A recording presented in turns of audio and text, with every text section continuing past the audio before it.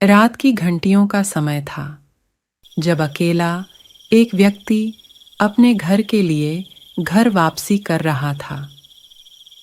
चलते चलते उसने एक अजीब सी आवाज सुनी, जैसे कोई उसके पीछे चल रहा हो। उसने मुड़कर देखा, पर कुछ नहीं था। थोड़ी देर बाद वह एक और आवाज़ सुना, एक कदम की आवाज़, जैसे कोई उसके साथ है। पर उसने फिर से पीछे मुड़कर देखा, फिर भी कुछ नहीं था। उसका हृदय तेज हो रहा था। समय के साथ वह घर की ओर बढ़ता गया और एक बार फिर उसने वही आवाज़ सुनी, लेकिन इस बार वह थोड़ी दूर और तेज थी। उसने एक कदम आगे बढ़ाया और फिर ठहर गया।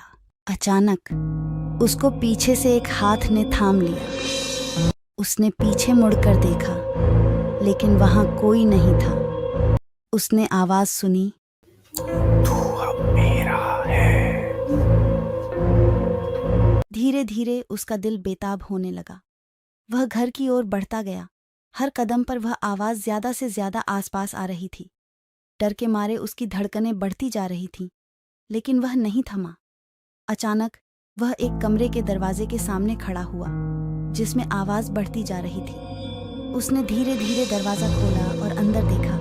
कोई नहीं था, लेकिन रूम के बीच में एक बड़ा आईना खड़ा था। आईने में देखते ही उसकी सांसें रुक गईं। वह खुद को देख रहा था, लेकिन उसका चेहरा रिफ्लेक्ट नहीं हो रहा था।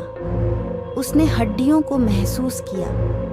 हड्डियों ने उसके हाथ को छूने की कोशिश की, जो शीशे में रिफ्लेक्ट नहीं हो रहा था। वह डर से कांपते हुए आईने के सामने खड़ा रह गया और वहां आवाज हुई, तू अब मेरा है। उस समय जो भी उसके साथ हो रहा था, वह अब उसकी पहचान का हिस्सा था। उसका चेहरा रिफ्लेक्ट नहीं हो रहा था, क्योंकि वह खुद भूत बन गया था। इस हड्डियों भरे घर में उसकी चीख गूंथी हुई थी और वह आवाज नहीं कर पा रहा था। बस अपनी आत्मा से कहा जा रहा था, तू अब मेरा है। और फिर उसकी आत्मा इस भूतिया घर की दीवारों में मिल गई। रात भर घर सुनसान था। सिर्फ वह भूतिया आवाज, तू अब मेरा है, यही सुनाई देती रही। और इस प्रकार रात बिताते बिताते घर में बसे हुए भूत ने आत्मा को भी अपने अंधकार में खो दिया।